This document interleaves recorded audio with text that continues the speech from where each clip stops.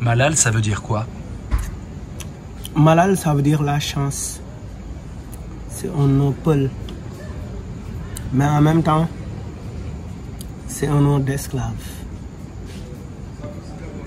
Et j'aime beaucoup ce nom-là. C'est en poulard? Oui, c'est en poulard. Tu es poulard? Oui, je suis poulard. Les deux parents? Oui, de père et de mère. Pourquoi un nom d'esclave? Qu'est-ce qui leur a pris de t'appeler comme ça? Je ne sais pas, parce qu'en fait, je porte le nom du petit frère de mon père, qui n'aime pas qu'on l'appelle Malal, lui. Lui, il a préféré le nom de Amen, parce que pour lui, il n'a pas envie de porter ce nom d'esclave, parce que nous sommes des torodos. Les torodos, c'est la haute classe, c'est les nobles. Parce que c'est comme ça, il y a une hiérarchie dans les sociétés africaines. Il y a les torodos, il y a les machoubés qui sont les esclaves, il y a les sebé, il y a etc. etc. C'est tout un tas de choses. Et dans mon nom, état civil, il y a Malal Almami. Almami, c'est l'imam, c'est celui qui dirige la mosquée. Donc, et mon nom de famille, c'est Tala.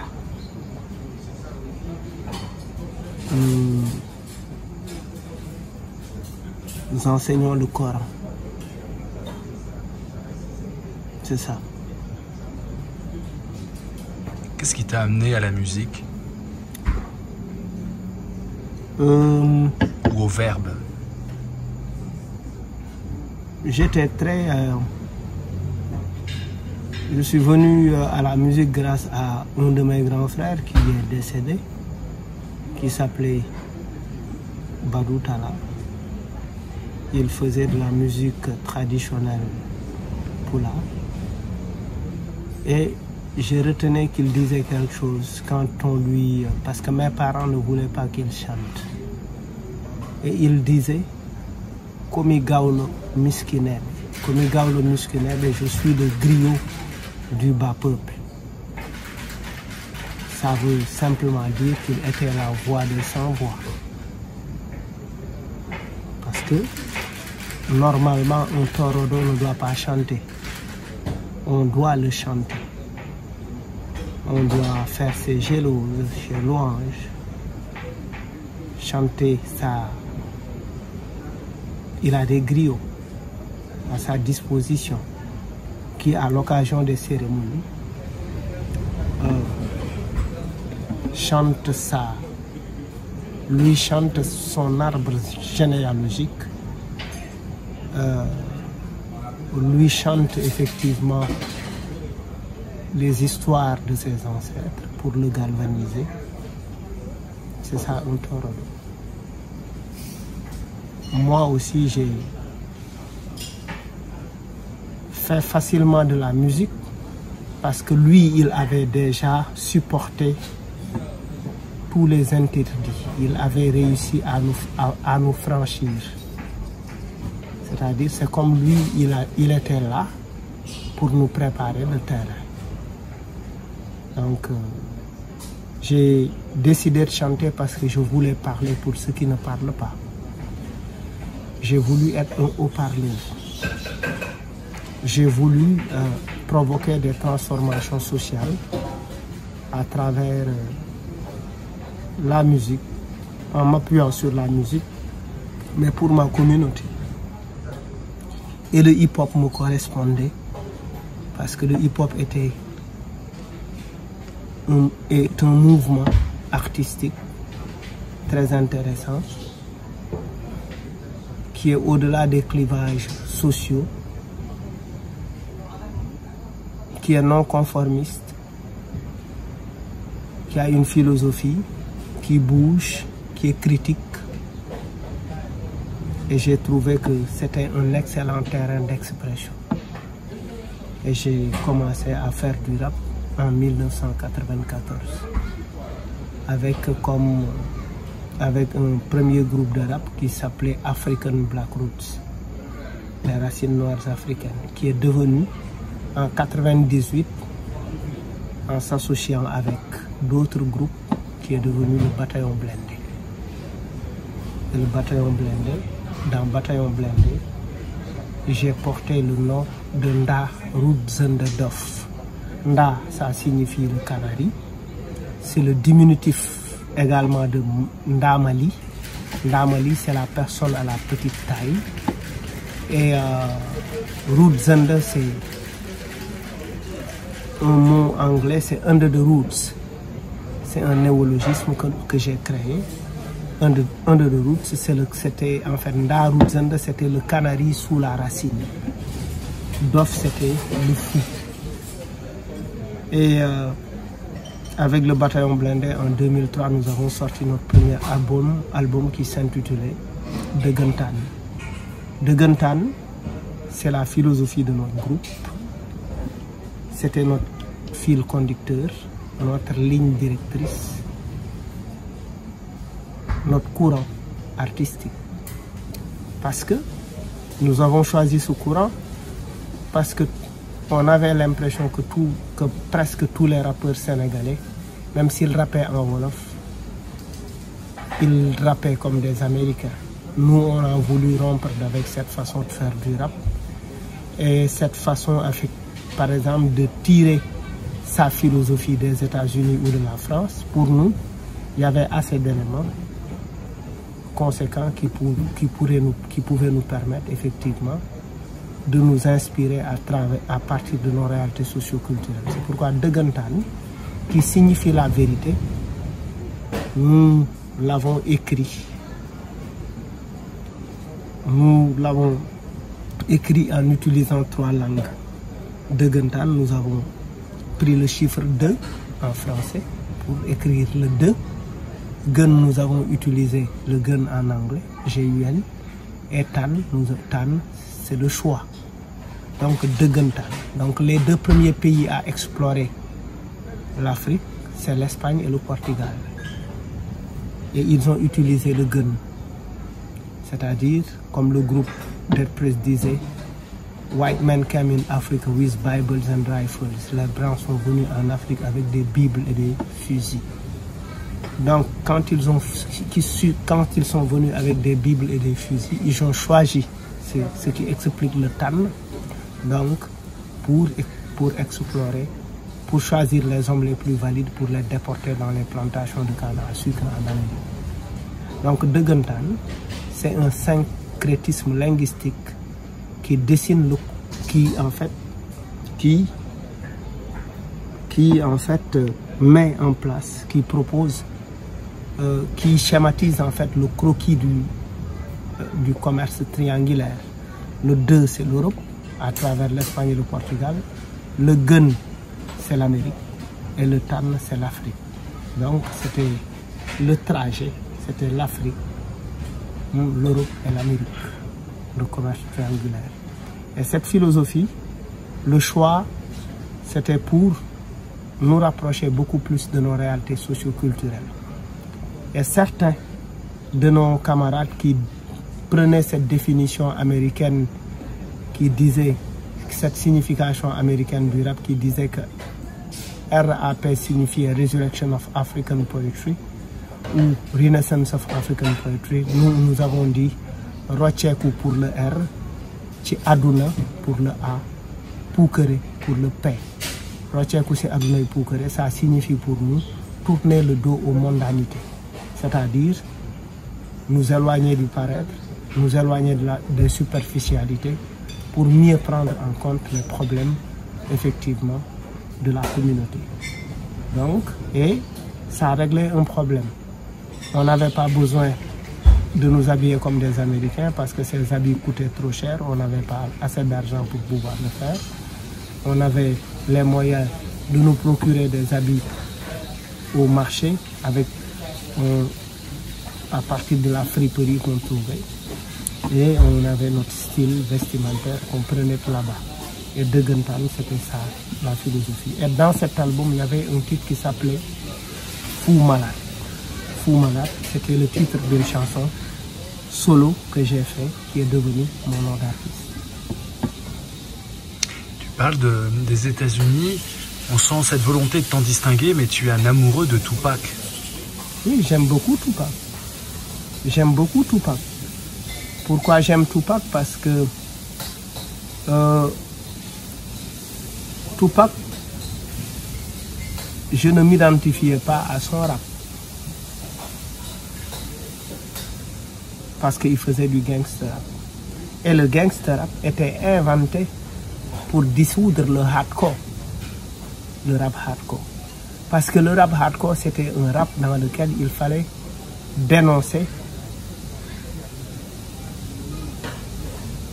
la discrimination, la ségrégation, où il fallait parler des conditions de vie de la communauté noire. Ce que je trouvais intéressant chez Tupac, c'est qu'en fait, comment il pouvait être dans le gangster rap et assumer une position politique. Il avait une position politique très très intéressante et c'est certainement lié au fait que sa maman appartenait aux Black Panthers. C'est peut-être son petit héritage politique. Et il avait un discours, il faisait partie des rares artistes qui avaient un discours qui était politiquement intéressant. Et puis tu entendais à travers les textes de Tupac qu'il était très cultivé. Donc en fait, c'est ce qui m'attirait en Tupac. C'est sa dimension politique, effectivement, qui m'a beaucoup charmé. Il y a beaucoup d'articles qui nous racontent que le rap, bien sûr, il est d'origine américaine, urbaine, mais que quelque part il y a une racine africaine extrêmement forte dans cette possibilité d'expression et que quelque part avant le rap américain il y a quelque chose qui se passe en Afrique au niveau du verbe et au niveau de l'incandescence dans le verbe. Oui, en fait, déjà le mot rap en wolof, quand tu vas chez les communautés lébou, c'est ceux qui habitent les côtes au Sénégal. Rap, quand on dit quelqu'un qui dafay daanu rap, ça veut dire qu'il tombe en transe, qu'il est en transe. Et quand quelqu'un tombe en transe, on chante, on tape bas des tam-tams pour le réveiller. Et c'est des gens qui habitent les côtes. Donc facilement, on peut faire le lien. Les Africains qui ont été déportés dans les plantations de canne à sucre, qui sont arrivés d'abord dans le Nouvel-Orléans, ils sont passés par la mer, ils sont passés par l'océan Atlantique, ils sont allés à Nantes, ils sont allés à Bordeaux.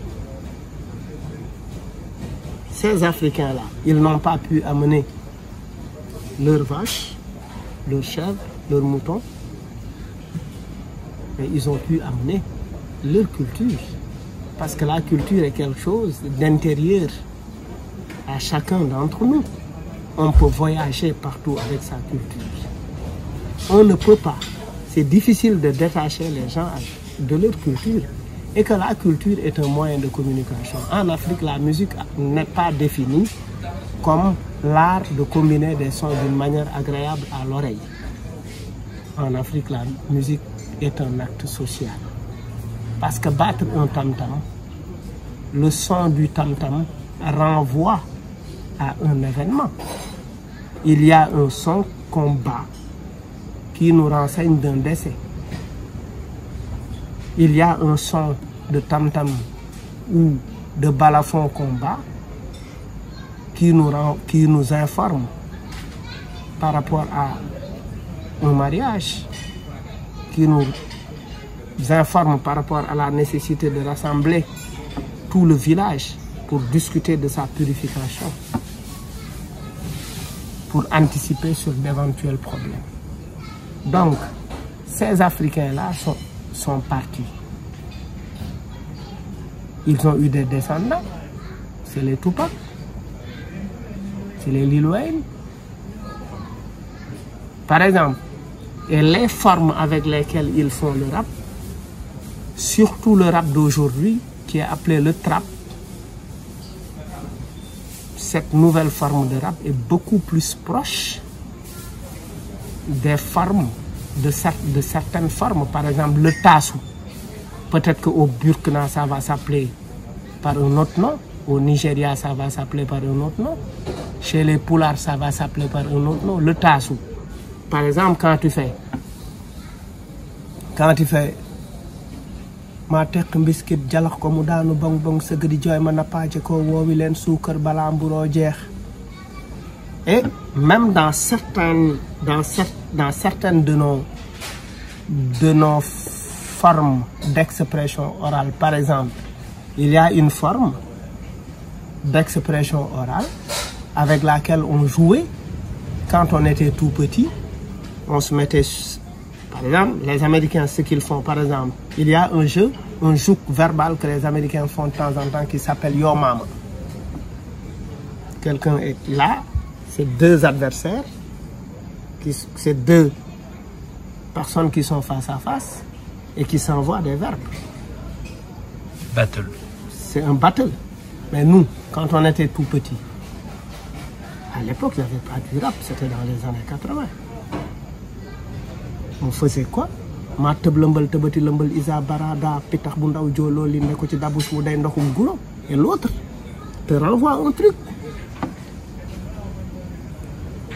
Donc, ça c'était un battle. Ça a été déporté aussi. Ils sont partis avec ça. Ils n'ont pas pu partir avec leurs chaussures, ils n'ont pas pu partir avec leurs canaris, mais ils sont partis avec leur culture. Comment tu expliques que le rap a émergé seulement à la fin des années 70 et pas dans les années 40, dans les années 30, dans les années 20? Il y a quand même... si c'est leur culture, on aurait dû entendre parler. On a entendu parler du blues, on a entendu parler du jazz. Mais le blues, le jazz sont des ancêtres du rap. Parce que c'est ce qui fait du rap un mouvement. C'est ce qui fait du hip-hop un mouvement. Ça ne s'arrête pas à une génération, ça a commencé depuis. Et chaque génération qui vient, c'est elle qui décide de sa philosophie et de sa forme. La génération de Public Enemy avait voulu que le rap soit politique. Mais la génération de Lil Wayne a voulu que le rap soit de la celebration. C'est ce qui explique, c'est ce qui nous montre que c'est du mouvement, ça bouge. C'est pas quelque chose de statique. C'est vivant. C'est quelque chose de vivant et qui traverse, qui est transcendantal. Par exemple, j'ai écouté une fois Lil Wayne qui avait donné une réponse très intéressante en disant, on leur posait des questions. Pourquoi vous mettez des chaînes en diamant, des bling bling? Il dit en fait, ces chaînes, ce sont les chaînes d'esclaves qui sont devenues des bling bling. Même quand tu vois dans des clips comme Make It Rain, les Américains qui distribuent comme ça de l'argent, dans la culture africaine, c'est très fréquent. Quand quelqu'un chante, on lui donne de l'argent, c'est très culturel. Ceci aussi a été déporté. Est-ce que tu vois? Donc en fait, c'est même d'un point de vue rythmique, l'énergie dans laquelle, par exemple, tu vas au Congo Square, c'est là où les esclaves se retrouvaient, dans le New Orleans, après les travaux champêtres, pour chanter, pour évacuer. C'était un exutoire de douleur, pour chanter, pour un peu se libérer de la dure labeur des travaux champêtres. Et il le faisait avec beaucoup d'émotions. Dans le rap, il y a beaucoup d'émotions qu'on ressort. Maintenant, il y a eu une génération très politique qui a travaillé sur un discours contestataire de dénonciation, mais qui fait allusion à de l'espoir. Mais nous avons aujourd'hui une génération qui a un discours qui fait rêver, mais fondé sur la célébration. Et dans le hip-hop, il y a une règle, il y a un slogan. Le slogan du hip-hop, c'est Peace, Love, Unity and Having Fun. Africa Bambaataa. Oui, on ne peut pas élaguer cet aspect de having fun dans le hip-hop. On ne peut pas élaguer cet aspect d'ouverture dans le hip-hop. On ne peut pas également cantonner simplement le hip-hop à la contestation. Sinon, il serait mort depuis. Le hip-hop est très vivant et très intéressant. Et chaque génération, effectivement, le réinvente. Et travaille avec le hip-hop, avec les outils de sa génération. Comment tu travailles, toi, le hip-hop? Comment tu es venu à ça? Et qu'est-ce que tu essaies d'apporter à travers ce vecteur artistique? Pour moi, le hip-hop m'a permis d'avoir confiance en moi. Le hip-hop m'a permis de comprendre que je dois représenter quelque chose. Mon travail artistique doit avoir une utilité sociale. Le hip-hop m'a permis de comprendre qu'au-delà de son expression en tant qu'art, parce que je suis rappeur, je dois également comprendre qu'est-ce qui peut dériver de cet art-là.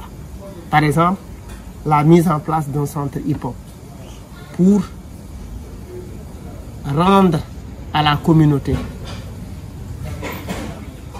son accompagnement depuis le début de ma carrière. Give back to the community.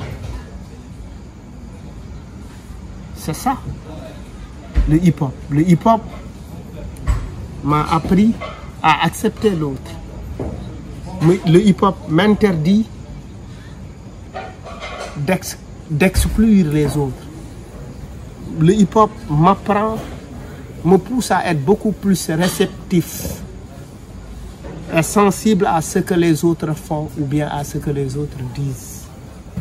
Le hip-hop me rappelle les principes d'humilité en tant qu'être vivant, de respect, de represent et de recognize. Les 3 R. Respect, represent, respect and recognize. Est-ce que il paraît que le hip-hop et le rap sénégalais, comme le rap algérien d'ailleurs, dit tout haut ce que tout le monde pense tout bas et ose avoir un discours politique contre les élites corrompues, contre l'état social déliquescent, etc. Est-ce que c'est toujours d'actualité en 2021? Je me souviens de groupes comme Abbas Abbas, Poise et autres. Est-ce que c'est toujours le cas? Est-ce que le hip-hop est quelqu'un qui ose dire tout haut Oui, il y a le hip-hop sénégalais a un fondement politique très important. Parce que les premiers groupes de rap ont beaucoup travaillé sur la prise de conscience des jeunes. Et puis, le hip-hop a se substitué à l'école du parti. Parce que les partis politiques n'éduquaient plus leurs militants. Et le hip-hop est devenu cette alternative-là pour faire prendre conscience aux jeunes, pour les amener à s'engager, à s'impliquer. Il y a eu la génération de Positive Black Soul qui signifie la positivité de l'âme noire. Il y a eu le Pifras de Kouman. Oui, c'est ça. Qui a été le front révolutionnaire organisé pour l'instauration d'un système sain. Il y a eu le Rapadio qui a créé le déclic. Parce qu'avec le Rapadio, en 1998, avec leur premier album, Kouet Kamsa Bop, c'est un album qui a rendu le rap populaire. Parce qu'à l'époque, les gens rappaient en français, en anglais et un peu en wolof. Et Rapadio est venu rapper carrément en Wolof pour amener les gens à rapper en Wolof. Et puis dire aux gens, quand même, rappons les préoccupations des Sénégalais.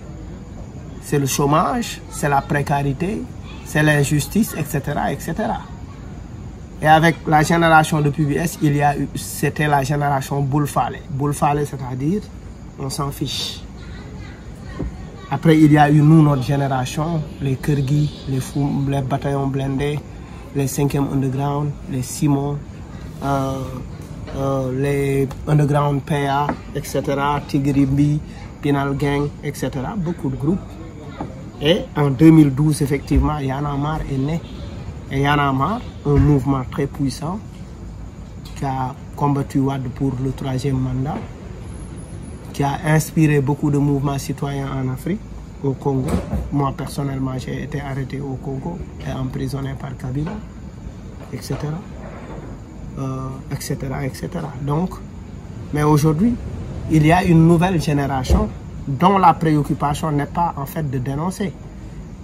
Parce que les 2 premières générations ont travaillé non seulement la première génération avait pour objectif d'imposer le rap pour que le rap soit accepté.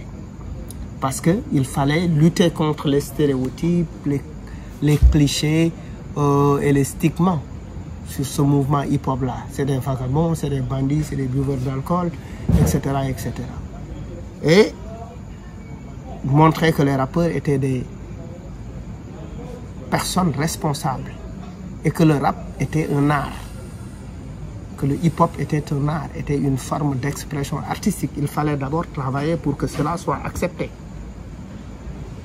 Après, il y a eu notre génération qui a travaillé à consolider tout ce travail-là avec l'implication du mouvement Y'en a marre dans la chose publique, etc., etc. En tant que mouvement citoyen, avec des rappeurs et des journalistes, des ouvriers, etc., etc. Et la génération d'aujourd'hui, qui est beaucoup plus jeune, c'est une génération qui parle de politique, mais pas avec nos éléments de langage. Ils parlent de politique, mais dans leur discours, c'est autre chose. Parce qu'ils ont joué un rôle important dans les récentes émeutes de mars, cette nouvelle génération. Elle a produit des chansons, elle a mobilisé les jeunes, etc., etc. Et c'était très intéressant. Maintenant, mais la préoccupation de la nouvelle génération, c'est, puisque les bases politiques du hip-hop sont posées, parce que le Fonds de développement des cultures urbaines, qui est logé au ministère de la Culture et de la Communication, est géré par la Direction des Arts, c'est un résultat que le rap, que le hip-hop est très bien influence des décisions politiques. Maintenant, la nouvelle génération travaille sur un aspect qui est très important pour produire de l'argent, pour dire que, écoute, il faut que le hip-hop fasse de l'argent sur l'économie. Pour dire qu'en fait, chaque génération identifie sa mission et choisit de l'accomplir. Donc en fait, nous, notre génération a travaillé à installer le rap, à l'imposer, à travailler sur des acquis politiques, etc. La nouvelle génération a bien identifié sa mission, qui est celle de faire des rappeurs des travailleurs.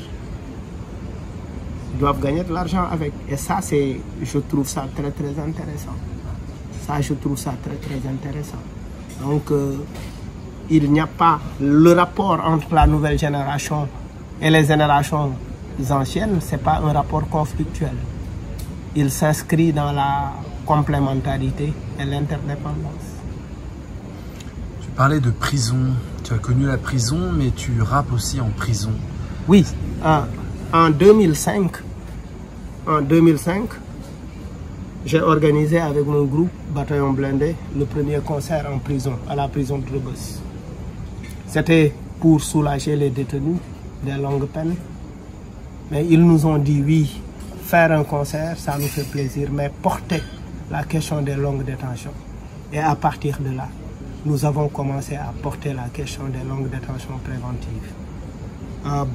Qui a connu beaucoup d'avancées. Et aujourd'hui, on introduit de la formation artistique en milieu carcéral. pour anticiper la réinsertion sociale. Ça marche? Oui, ça marchait très bien. Ce travail m'a conduit aux États-Unis, dans le nouvel, à New Orleans, mais également à Saint Louis, dans le Missouri. Et j'ai travaillé avec le Juvenile Detention Center, c'était très intéressant.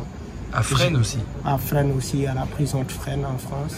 J'ai travaillé avec des détenus, j'ai fait des projections de films et puis j'ai fait un concert et c'était très intéressant. C'est quoi la prison? La prison, c'est un autre environnement. Moi, j'ai fait la prison au Sénégal 2 fois. Une fois pour des histoires politiques, une deuxième fois pour des histoires de bif. Parce que j'avais un bif avec un rappeur et j'ai été envoyé en prison. Qu'est-ce que tu appelles un bif? Un bif, c'est une bagarre avec un rappeur et j'ai été envoyé en prison. Donc j'ai eu un procès. Après, j'ai été emprisonné au Congo pour des histoires politiques.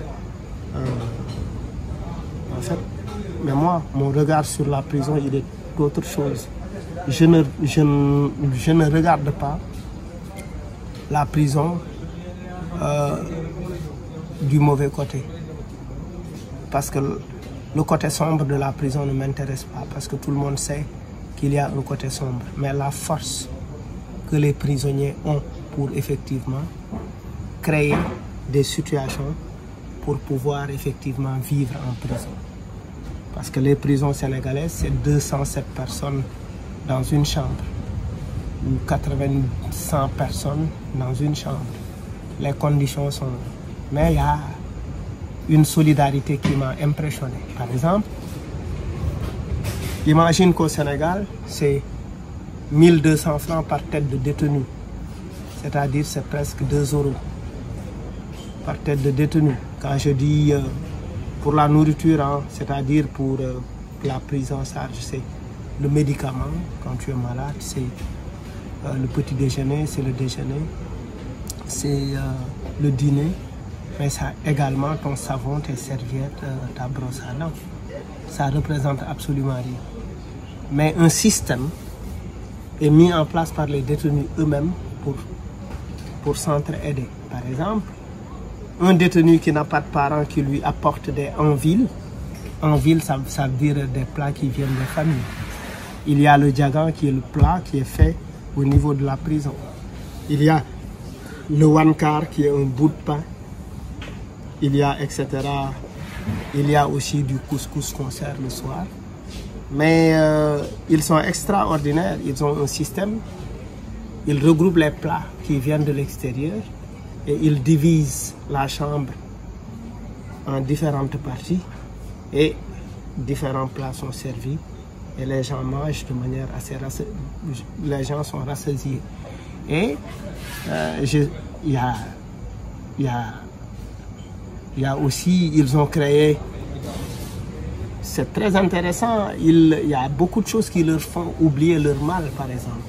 Ils sont là, ils chantent, ils organisent de petites veillées, etc. C'est un monde très très intéressant. Et je suis en train d'écrire un livre qui s'appelle Positive Anger, la colère positive, mais en lien avec le hip-hop. Et tous les albums que j'ai fait, dans chaque album, j'ai dédié par principe une chanson aux prisonniers. Quand tu étais au Congo, en prison, tu parlais pas lingala, tu étais le seul Sénégalais? Non, j'étais avec d'autres membres du mouvement Y'en a marre. D'accord. Combien de temps? Une semaine. C'était comment? C'était compliqué, mais on a eu la chance aussi. La diplomatie sénégalaise a joué un rôle assez important pour notre libération. Est-ce que le hip-hop sénégalais a une lecture de ce qui se passe en Afrique actuellement ou de ce qui s'est passé dans le passé, mais où en est l'Afrique dans le hip-hop? Où en est l'Afrique dans le rap africain? Mais c'est très intéressant ce qui se passe aujourd'hui parce que l'Internet a donné l'opportunité aux jeunes de s'exporter, de se vendre sans bouger de là où ils sont. Et avec les streamings, ils peuvent gagner beaucoup d'argent. Ils ont compris beaucoup de choses. Donc, en fait, ils arrivent effectivement à travailler ensemble avec d'autres artistes à distance.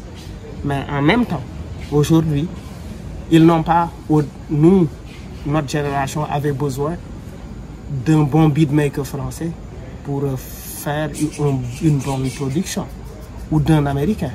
Aujourd'hui, les producteurs sénégalais, les producteurs maliens, les producteurs musicaux africains, ces jeunes-là se valent, et les producteurs américains ou européens se valent, parce que et ça, c'est l'Internet qui donne cette possibilité-là, cette possibilité d'ouverture et de casser, de faire tomber un certain nombre de barrières. Et cette réappropriation du patrimoine, du potentiel culturel ou rythmique africain. Maintenant, dans les productions, on trouve que effectivement les sonorités africaines, il y a un nouveau son, en fait, qui correspond beaucoup plus à notre identité à nous. Et c'est quand même très très intéressant. Et les jeunes sont en train de faire des choses très magnifiques. Et moi je pense que les autorités étatiques gagneraient à mieux les écouter, les approcher et les accompagner davantage. Ouais. Et l'Afrique apparaît comment? Est-ce que l'Afrique est un problème? Est-ce que l'Afrique est une solution? Est-ce que l'Afrique est une blessure? Est-ce que l'Afrique est un cul-de-sac? Comment l'Afrique est mise en chant dans le rap? Mais en fait, l'Afrique est heureuse. L'Afrique est dans la joie. Mais les difficultés que les gens ont avec le virus, les Africains n'ont pas ça avec le virus. Ils vivent, ils sont dans les rues, ils sont ensemble, ils ne tiennent même pas compte des mesures barrières, ils tombent malades et ils guérissent, ils sont heureux, ils ne sont pas dans la psychose d'un certain nombre de choses, quoi. C'est-à-dire, j'aime bien cette façon des Africains de prendre les choses à la légère. C'est-à-dire, ils ont choisi de vivre. Choisir de vivre, c'est chercher effectivement à se départir d'un certain fardeau qui est inutile, qui hypothèque ou bien qui alourdit notre choix de vivre. Qui alourdit notre choix de vivre. Nous avons choisi, et puis dans notre musique, il y a un rappeur de Daradji qui disait malgré la fièvre, nous avons, quelle que soit la fièvre, nous avons le sourire aux lèvres. En Afrique, on nous parle de... J'ai un ami suisse qui habite chez moi. Depuis quelques années, il est venu, il ne veut plus repartir. Je lui ai posé la question. Il m'a dit parce que ici vous vivez. Et que cette pauvreté dont les gens parlent, des Africains, c'est très relatif parce que même la question du développement, c'est une question très relative. Le développement, ce n'est pas les routes, ce n'est pas les avions, ce n'est pas les TGV. Le développement, c'est avoir la tranquillité. C'est être tranquille, tu peux avoir ton petit coin et vivre bien. Nous n'avons pas pour le moment, mais malheureusement, ils sont en train de mécaniser la vie des Africains, c'est-à-dire des immeubles un peu partout. Le goudron plat prend la place et le béton prend la place du sable. On ne peut plus marcher pieds nus. Et on avait l'habitude de marcher pieds nus avec beaucoup de bonheur. Nos plages sont envahies par de gros hôtels qui appartiennent à des multinationales, qui ne reversent rien aux populations pour participer, soutenir l'éducation et la protection des femmes et des enfants.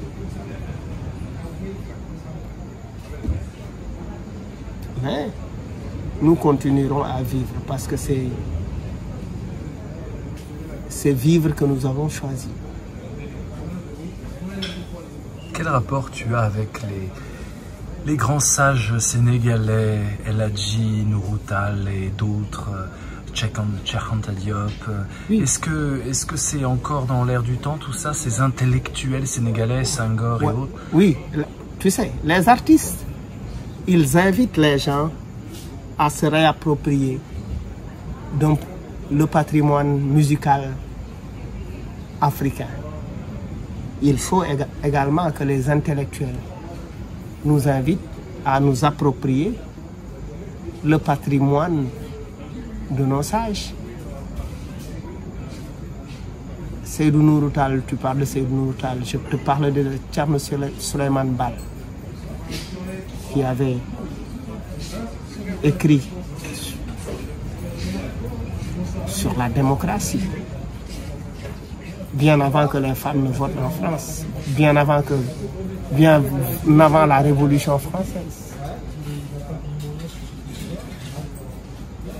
On peut s'inspirer de ça pour écrire notre constitution. On peut s'inspirer de Cheikh Anta Diop, qui avait parlé de science, d'économie, de culture, qui avait rêvé de cette grande Afrique unie, solidaire, avec le Congo qui donne de l'électricité à tout le monde. Il faut que les intellectuels également soient beaucoup plus courageux, parce que les artistes sont beaucoup plus courageux que les intellectuels.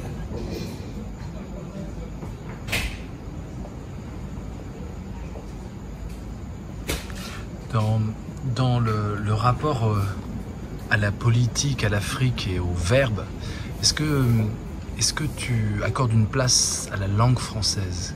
Quel est ton rapport à la langue française, toi, Sénégalais en 2021, rappeur? Oui, mais c'est un butin de guerre, la langue française. Kataïbi Yassine. Oui, mais c'est une opportunité. Tu rappes en français? Je mets le rap français, le français enrichit mon texte. Parce que j'ai plus de chance qu'un Français qui ne parle pas Wolof. Parce que moi, en écrivant un texte, je peux mettre des mots français. Et puis les langues n'appartiennent à personne. Elles n'appartiennent pas aux politiques, elles appartiennent au peuple. C'est des outils de communication. Si parler français me permet de parler au peuple français, j'utilise volontiers le français. Les langues n'ont jamais été. On ne peut pas utiliser les langues pour prétendre. Parce qu'effectivement, même quand j'écris en français, si tu penses m'avoir colonisé, avoir gagné la guerre parce que tu m'as colonisé, quand j'écris moi en français, j'écris en français mais dans ma langue. Parce que j'ai été éduqué en Wolof, j'ai été éduqué en Peul. Mais en écrivant un texte, j'écris dans ma langue, je pense dans ma culture pour écrire en français. Et le français simplement va être donc un véhicule qui me permet de transmettre ma culture à travers le français. Est-ce que le Wolof se prête particulièrement au rap? Oui, mais c'est très adéquat. Ah oui? C'est très adapté. Tu peux nous rapper quelque chose en Wolof, quelques phrases, Mënuma tricher duma xool kay bind naa sifflet fàttete ooy monsieur directeur tey laay dee calcul mental maa jël pay lii pa monsieur Ndiaye dama koy pare dara faute laay def dama koy xare assis debout à genoux temps la main rëcc naa daw naa à jamais bu ma nangu daw dama ba sem de mënuma lii composition compté batone resté le son duma ci talne waa en bas fan lañ awane système gaanaa ñun lañ bandone jërëjëfe jaraw lakk maa ngi delloo njukkal dundu dee am ñàkk yow la ñuy sukkal. Yeah.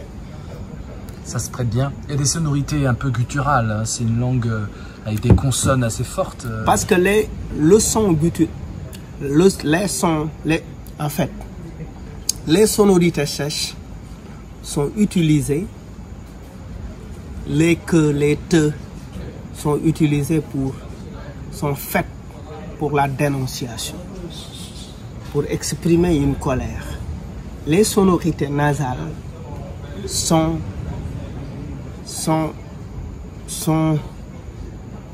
produites effectivement pour des chansons d'amour, pour des chansons qui renvoient à la tristesse. Les sonorités gutturales également peuvent renvoyer effectivement à l'humour. Parce que ça vient de la gorge. Et l'amour dans tout ça, le rap français est parfois qualifié de machiste avec des voitures, des femmes à poil et des hommes qui ont tous les codes de la virilité conquérante et guerrière. Est-ce qu'on a ça dans le rap sénégalais, ce machisme, ces clichés de puissance viriliste? Oui, on l'a dans tous les raps. On l'a dans le rap américain, on l'a dans le rap français, on l'a également dans le rap sénégalais. Mais ce qui est intéressant, c'est qu'aujourd'hui, les femmes reviennent avec beaucoup de force et défient les hommes. Mais pas une défiance en fait, dans le sens de la rivalité. Mais dans le sens de dire qu'effectivement, nous sommes là. Nous sommes présentes. C'est ce que je trouve très intéressant. J'aimerais qu'on finisse cet entretien en parlant de toi très personnellement. Est-ce que dans ton rap, dans ton œuvre, tu arrives à ouvrir ton cœur et à dire des choses au-delà de la pudeur? Moi, je suis connu pour un artiste. Comme un artiste, je suis défini et considéré comme l'un des artistes les plus subversifs de ce pays-là. Effectivement, c'est ce qui explique le choix de Fou Malade, parce qu'il me donne la liberté de dire tout ce que j'ai envie de dire. Parce qu'un fou dans une société, comme Antigone dans la société grecque, comme Samba Diallo, et comme le fou dans l'aventure ambiguë de Cheikh Hamidou Kane, je vous conseille de le lire si vous ne l'avez pas lu. Effectivement, le fou dans une société, moi, mon texte, effectivement, j'utilise beaucoup de satire. Par exemple, j'ai fait une chanson en 2005 qui s'appelait Tchokonam Tchokul. Tchokonam Tchokul, ça veut dire est-ce que c'est agréable ou non? Et les gens s'attendaient à beaucoup d'autres choses. Et j'ai dit Djoksilal Bifoudou ou Bidous Bidougou Poupou Bidougou. Je me lève du lit, je m'étire et je chie pendant longtemps. Et le plaisir de chier, c'est quelque chose effectivement qui me permet de faire disparaître les disparités sociales. Par exemple, chier. Le plaisir de chier est quelque chose de très partagé. Donc, ça me permet de faire tomber les disparités sociales. Tu connais Guelwaar? Oui. Qu'est-ce que tu en penses? J'ai beaucoup aimé ce film-là. J'ai beaucoup aimé ce film-là. Et c'est un personnage que le hip-hop, qui continue d'inspirer le hip-hop. Comment tu juges le rap français? Est-ce que tu le connais un peu? Est-ce que tu l'étudies un peu ou pas? Oui, j'ai beaucoup écouté IAM pendant longtemps. J'ai beaucoup écouté La Rumeur. J'ai beaucoup écouté Kenny Arcana. J'ai beaucoup écouté beaucoup de groupes français.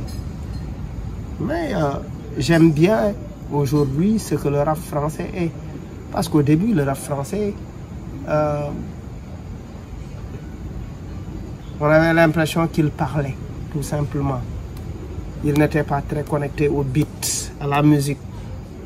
Mais aujourd'hui, avec la nouvelle génération, c'est très très intéressant ce qui se fait. Ce qui se fait, c'est très très intéressant. C'est très fort, c'est très fort. Et même il y a Lefa qui a travaillé avec mon jeune frère, et IS 814, qui est beatmaker. Oui, c'est très intéressant. Récemment, j'ai organisé avec l'Institut français Banlieue fraternelle francophone pour effectivement réunir les jeunes des banlieues françaises et sénégalaises autour de leur potentiel artistique. Comment tu juges le malaise qu'il y a en France? Comment les Sénégalais jugent ça, le malaise politique, moral, le malaise de ne pas savoir trop s'accrocher à des idéaux et avoir un optimisme et une joie de vivre. Il y a une sorte de marasme comme ça en France. Est-ce que vous en êtes affecté? Comment vous jugez les Français, vous, les jeunes comme vous, mais en France?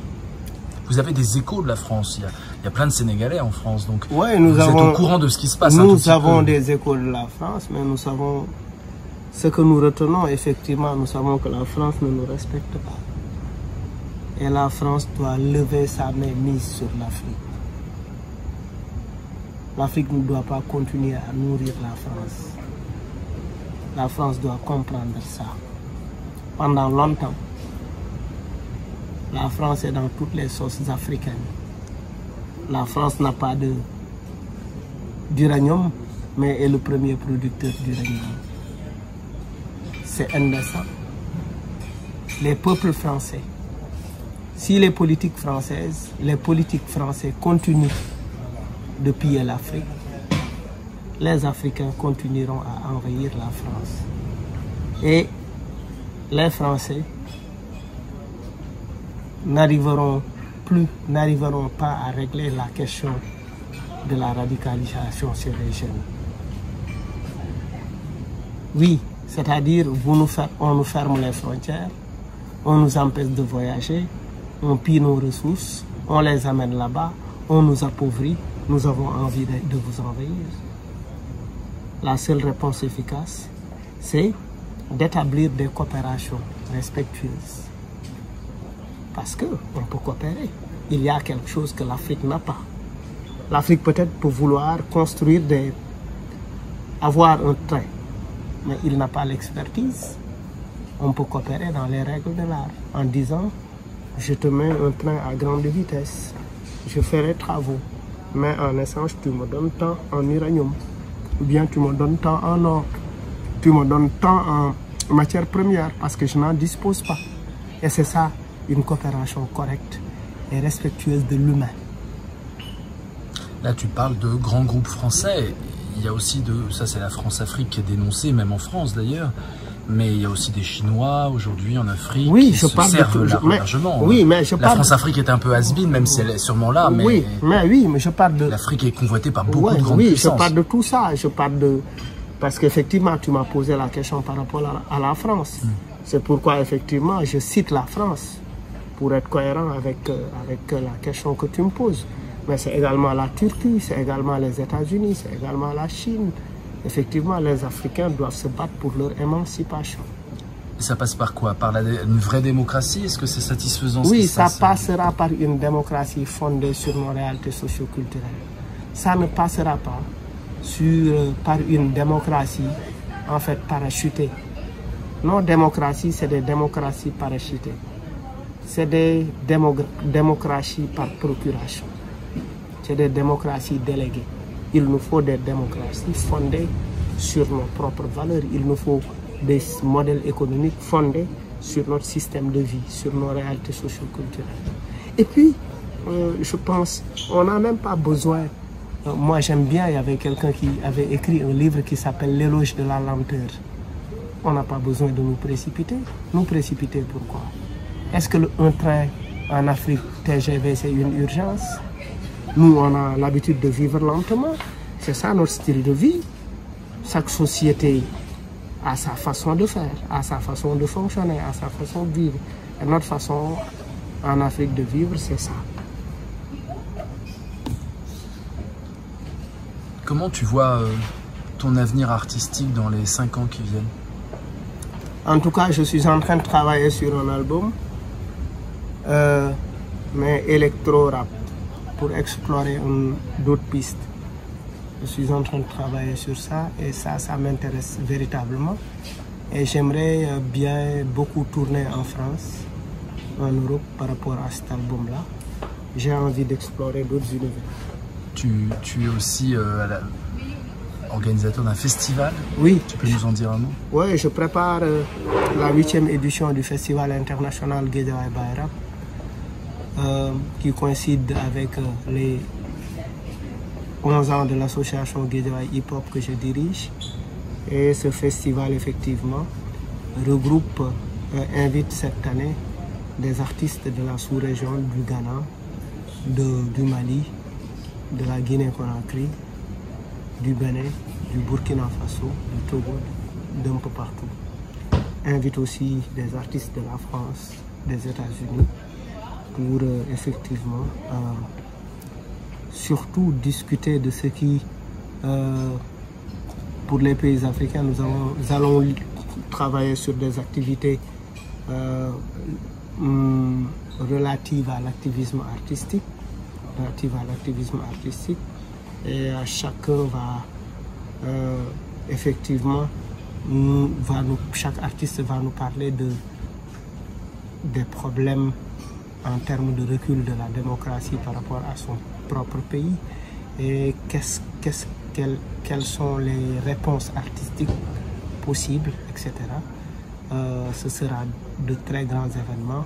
Les concerts sont prévus à la prison du camp pénal de Liberté 6. Les concerts sont prévus à la Maison des Cultures Urbaines. Des concerts sont prévus à l'Institut français, etc. Et à Guédiawaye principalement. Dernière question. Tu es le père de 3 filles et d'un garçon. Oui. C'est quoi être père pour toi? Être père, c'est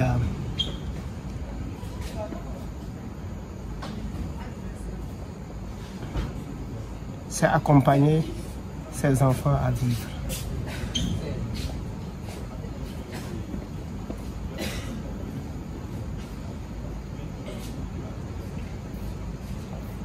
C'est facile? La vie est faite de difficultés et de facilités. La vie, on l'aborde dans tous ses aspects. Et c'est ce qui donne sens à notre existence. Qu'est-ce qu'il faut transmettre aujourd'hui à ces enfants? Il faut leur transmettre la vie. Que ça. Même si c'est dur. Ouais.